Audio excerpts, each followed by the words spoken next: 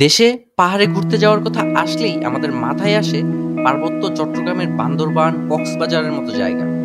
যদি বলি এই অঞ্চলগুলো ছাড়াও পাহাড়ে ঘোরা সম্ভব, এর জন্য যেতে হবে ময়মনসিংহ বিভাগের ভারত-বাংলাদেশ সীমান্ত এলাকায়। জামালপুরের বকশীগঞ্জ থেকে শেরপুরের ঝিনাইগাতি, ময়মনসিংহের হালুয়াঘাট হয়ে নেত্রকোনার দুর্গাপুর পর্যন্ত এই অঞ্চল এলিফ্যান্ট ট্রেল নামেও বিখ্যাত। তবে আমি যাব শেরপুরের ঝিনাইগাতি উপজেলার গারো পাহাড়ে। এক্সপ্লোর করব গারো পাহাড়ে অবস্থিত গজনি অবকাশ কেন্দ্র এবং এর আশেপাশের গারো অঞ্চল। গজনি অবকাশ কেন্দ্র যাওয়ার পথে দুই পাশে শাল গাছের ঘন বন, মাঝখানে পিচ ঢালা রাস্তার অপরূপ সৌন্দর্য চোখে পড়ল। তাই অবাক দৃষ্টিতে তাকিয়ে না থেকে পারলাম না।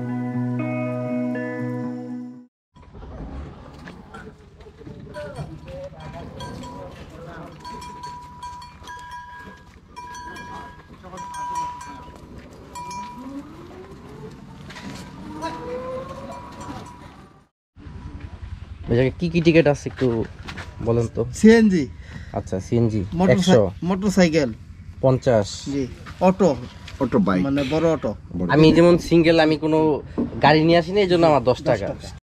এই মুহূর্তে আমি আছি শেরপুরের ঝিনাইগাতি উপজেলার গজনি অবকাশ কেন্দ্রে। এখানটায় একদম শেরপুর শহর থেকে আসতে প্রায় 1.5 ঘন্টার মতো সময় লেগেছে। এইটাই সেই গজনি অবকাশ কেন্দ্র। ফাইনালি আমি এটার মেন গেটে চলে আসলাম। এত প্রত্যন্ত অঞ্চলে এত সুন্দর জায়গা আসলে না আসলে, না দেখলে জানতে পারতাম না। বড় বড় গাছের সারি, এইদিকে গাড়ি পার্কিং করায়, ওইদিকে বোটও আছে, প্লাস এদিকে গাছের সারি, তার মাঝখান দিয়ে হেঁটে যাচ্ছি। আসলে কিছুটা ভয়ও করছে, একা এখানে আসছি। অনেকক্ষণ পরে সামনে কিছু আসলে মানুষ দেখতে পেলাম।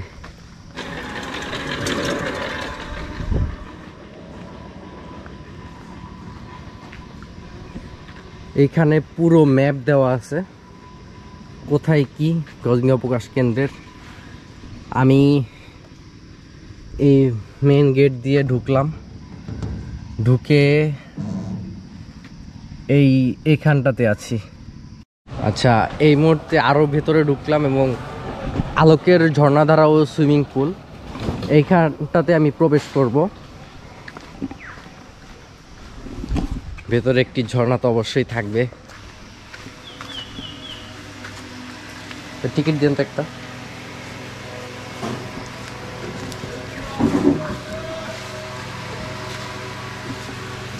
$20 না? এখন ঝর্ণার দিকে যাচ্ছি। একদম নিরিবিলি জঙ্গলের উপর দিয়ে আসলে এটা কৃত্রিমভাবে করা হয়েছে, পিচ্ছিল আছে, তবুও সাবধানে নামছি।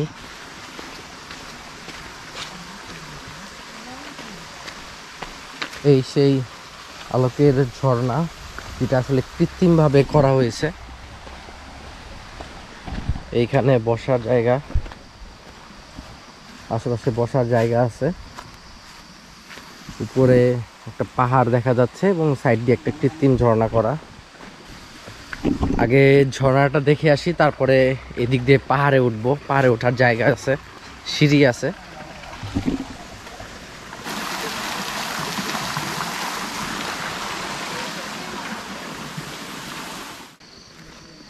পাহাড়ের গা ঘেঁষে আরেকটি সিঁড়ি সামনে, এবং এই দিক দিয়ে একটা ব্রিজ আছে,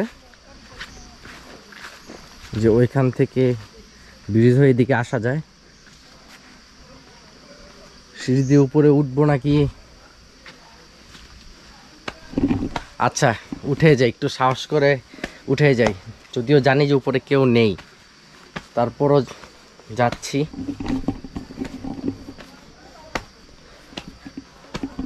ভালোই পিচ্ছিল জায়গাটা।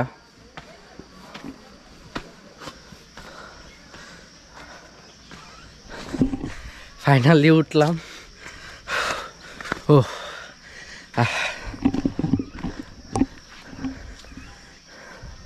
এখানেও প্রবেশ গেট, কিন্তু এখানে আমার ফি দেওয়া লাগবে না, যেহেতু আমি এর আগে দিয়ে এসেছি। খুবই টায়ার্ড। যাই সামনে দেখি আর কি আছে। এদিকে গজনী ফুড কর্নার এখন বন্ধ দেখা যাচ্ছে। এদিকে একটি ডাইনোসর স্ট্যাচু। ঝর্ণা থেকে এদিক দিয়ে উঠে আমি এই জায়গাটা এসেছিলাম, এখন আমি আরেক দিক দিয়ে বের হব। এদিক দিয়ে উঠেছিলাম, এখন এদিক দিয়ে আমি এই জায়গাটা থেকে বের হয়ে যাব। সামনে একটি ব্রিজ আছে। আচ্ছা, ঝুলন্ত ব্রিজ দিয়ে যাওয়ার জন্য টিকিট কাটলাম 20 টাকা। এখন যাওয়া যাক। শুধু দড়ির উপরে করা ব্রিজটা, তাই কিছুটা রিস্কি, কিন্তু যাওয়া যাক। এই যে ওইখানটা থেকে এসেছি আমি, ওইখান থেকে এই যে লাল দেখা যাচ্ছে ছাউনিটা, এদিক দিয়ে সিঁড়ি দিয়ে আমি উপরে উঠেছিলাম। তারপরে এখন ওদিক দিয়ে ঘুরে পরে আবার এই দিক দিয়ে ঝুলন্ত ব্রিজ হয়ে যাচ্ছি। সো ফাইনালি ঝুলন্ত ব্রিজ পার করলাম। চাচা, ঘোড়া কত করে? 20 টাকা করতে কতটুক পুরো এরিয়াটা? পুরা এরিয়াগুলো তাহলে 100 টাকা। 100 টাকা কতটুক ঘোড়া 20 টাকায়? মানে এই মাঠটার এই রাস্তাটা চারদিকে না এতটুকুই? আচ্ছা, কেবল কার দিয়ে এইখান থেকে ওই পাহাড়ে যায়। জিনিসটা অ্যাডভেঞ্চারাস। দেখি চড়া যায় নাকি, চললে তো অবশ্যই আপনারা দেখবেন। এই প্রথম কেবল কারে উঠছি, দেখা যাক। এটাকে কক্সবাজারে প্যারাসিলিং করার অভিজ্ঞতা আছে তো, কিন্তু এক পাহাড় থেকে আরেক পাহাড়ে যে কেবল কার দিয়ে যায় এটার অভিজ্ঞতা হয়নি, তো আজকেই প্রথম নিব। আচ্ছা, এই জায়গায় একজন বসা যায় কয়জন? 4 জন, কিন্তু আমি একাই ঢুকছি না।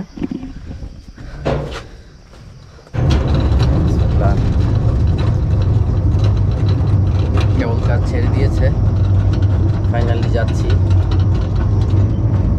বৃষ্টি হয়ে এ পর্যন্ত আসছি। কতটুকু নিচে আসলে ভূমিটা,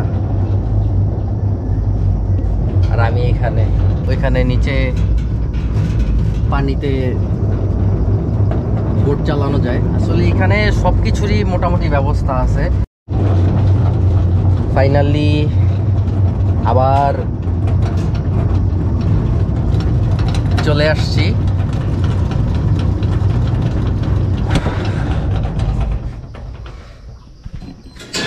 না, আচ্ছা ভাই, অনেক ধন্যবাদ। প্যাডেল বোট গেট, বোটে করে ঘোরা যায়। আচ্ছা, এখানে বোটে 4 জন বসার জায়গা আছে, 4 জন 100 টাকা। এই এতটুকু এরিয়াতে ঘুরতে হবে। আমি ঘুরছি না যেহেতু একা। কি খবর ছোট্ট বন্ধু?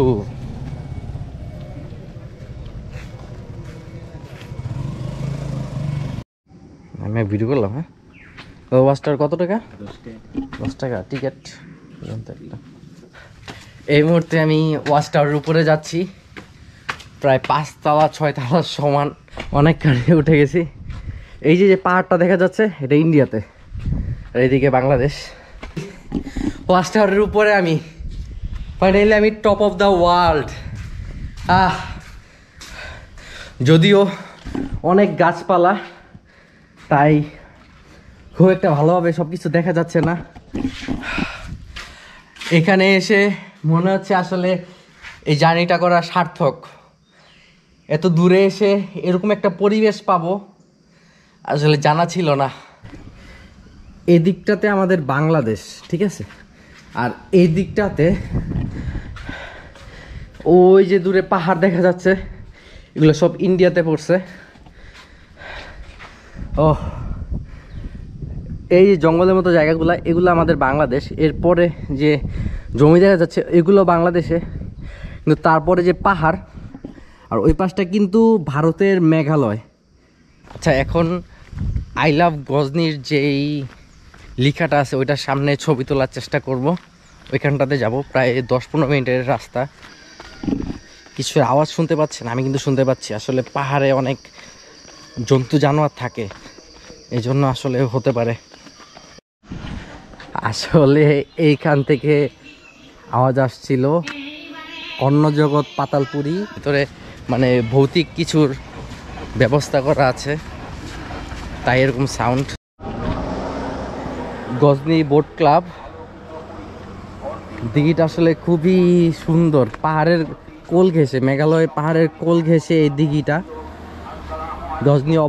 গজনি অবকাশ কেন্দ্রে এই বোট ক্লাব, যে দেখি কত টাকা লাগে এখানে বোটে চড়তে, প্লাস এখানে একটা রিসোর্টও আছে। আচ্ছা, এই জায়গায় লিখাই আছে যে বিনা টিকিটে প্যাডেলে ওঠা নিষেধ। প্যাডেলে ওঠার আগে টিকিট সংগ্রহ করুন, প্রতি বোট 200 টাকা। লেকের সাথেই একটি রিসোর্টের রুম। আচ্ছা, সোফা আছে, বেড আছে, এদিক দিয়ে বারান্দা সম্ভবত, হ্যাঁ এদিক দিয়ে বারান্দা আছে। বারান্দা থেকে সুন্দর একটি ভিউ পাওয়া যাবে। এই রুমটার প্রাইস 2500 টাকা। যদি কেউ আসেন থাকতে পারেন। এখন ভাসমান ব্রিজ দিয়ে সেই আই লাভ গজনি লেখাটার কাছে যাব। ব্রিজে ঢুকতে 20 টাকা টিকিট কাটতে হয়। এরিয়াটা আসলে মনে হচ্ছে তুলি দিয়ে আর্ট করা, ছবির মতো এরিয়াটা।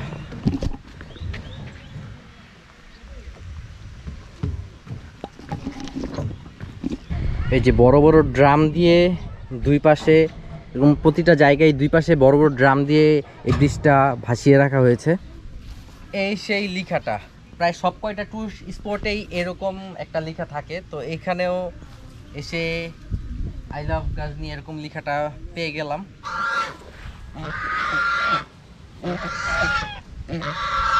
না, ডিস্টার্ব করে লাভ নাই। অবকাশ কেন্দ্রে ঘুরতে ঘুরতেই বৃষ্টি নেমে গেল, তাই পাশেই এক গারো গ্রামে দিদির দোকানে চা খেতে বসে গেলাম। এরপরই বেরিয়ে পড়লাম গারো গ্রামটা এক্সপ্লোর করতে। একটু ভেতরে আসলাম, দিকে কিছু গারো মাটির বাড়ি আছে গারোদের। এই জায়গায় ব্রাজিল আর্জেন্টিনার নাম দেখা যাইতেছে। আচ্ছা, মাটির ঘর মনে হইতেছে যে ইট সিমেন্টের। এটা স্কুলের মাঠ। গজনি অবকাশ কেন্দ্র এই রাস্তা দিয়েই যায়, 5 মিনিট হাঁটলেই গজনি অবকাশ কেন্দ্র। এর পাশেই এই গারো স্কুলটা এবং এই গারো গ্রামটা।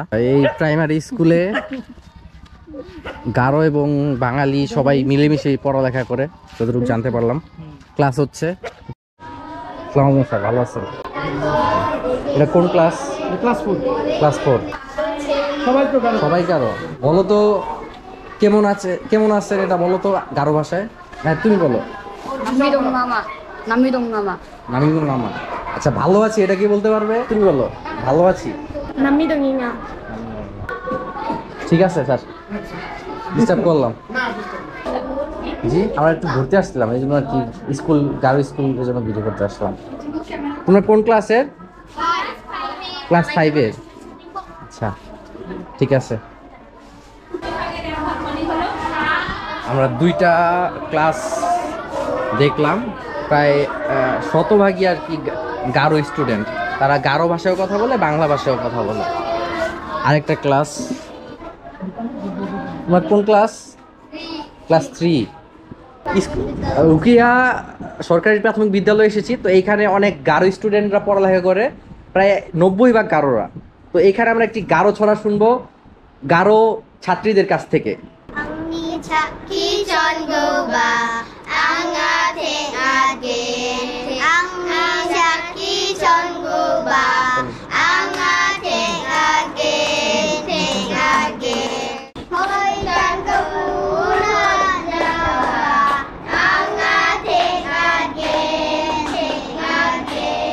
ভালো লাগলো, ঠিক আছে, ধন্যবাদ।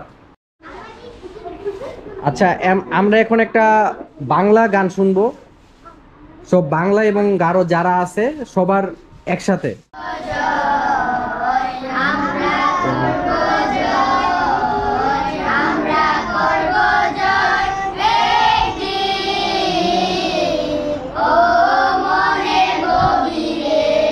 আমরা আসলে একদিন জয় করব, যেদিন এই গারো ও বাঙালি শিশুদের মতো মিলেমিশে থাকতে পারবো, ধর্ম বর্ণ নির্বিশেষে সবাই মিলে। সেদিনের অপেক্ষায় সবাই ভালো থাকবেন, সুস্থ থাকবেন। আসসালামু আলাইকুম। আমরা করব জয়।